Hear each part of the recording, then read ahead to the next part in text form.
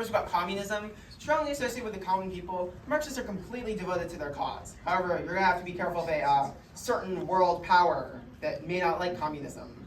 So it may be difficult, and not to mention communism's sort of been on a decline as I've seen recently. So if you do want to do this, it may be a little more challenging.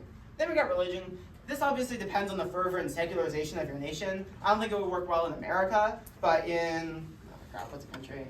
I don't know. But a country with like a large devout religious population, this could work very well. Be careful in your interpretations though, as if you say something that one group of people like and another group of people don't like, it can very quickly turn into lots of violence. And finally, capitalism.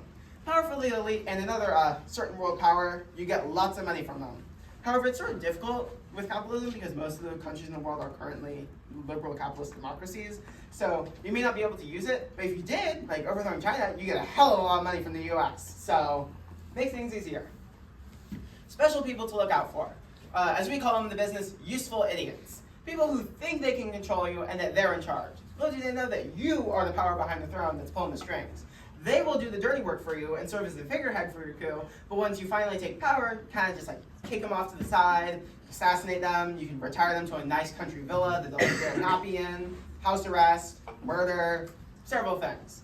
But basically, these people are, oh look, I'm the one in charge, we are going to do this. No, no, no, no, no. I'm the one in charge and you are going to do that. Former rulers.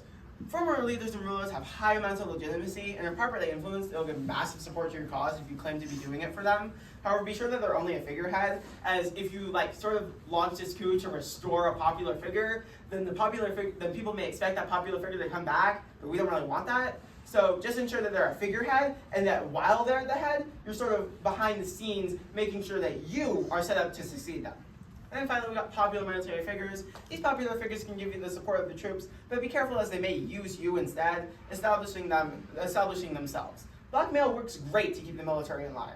And as you'll see, a common theme here is that with the military, they're usually not loyal to civilians and only people within the military, so to get their support, you either need to be in the military or appeal to a military leader. However, if you appeal to a military leader, they may think that they should be in charge and you shouldn't.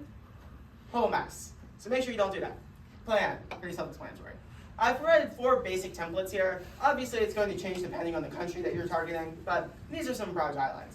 We got military coup. Use the military over for the government. Just make sure, once again, they're loyal to you, and then you just kind of go in guns blazing. Very fun.